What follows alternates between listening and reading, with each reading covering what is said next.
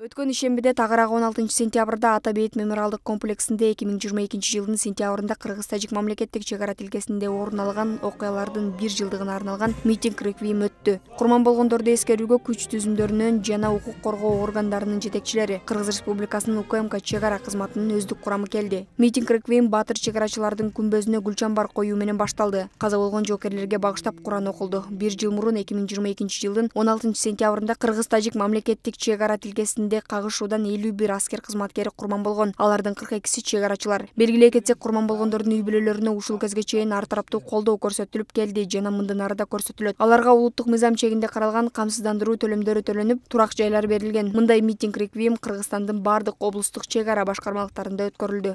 14-15 16 сентябрь күндөрү Кыргыз мамлекетинин тарыхындагы эң трагедиялык күндөрдүн бири болуп эсептелет. Себеби ошол күндөрү мамлекетибиздин тарыхында болуп көрбөгөндөй биздин мамлекетибизге чоң агрессия жасалып, мамлекетибиздин чек арасы 15 жерден бузулуп кирип, түздөн-түз мамлекетибиздин эркиндигине, коопсуздугуна, эгемендигине жана чек ара бүтүндүгүнө коркунуч келген.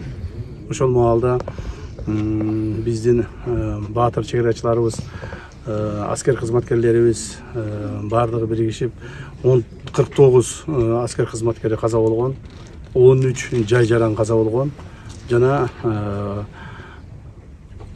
биздин аскер кызматкерлеринин күжүрмөн эмгегинин негизинде көрүлгөн чаралардын негизинде душмандар чек аранын сыртына чыгарылып, мамлекетибиздин бүтүндүгү сакталып калган.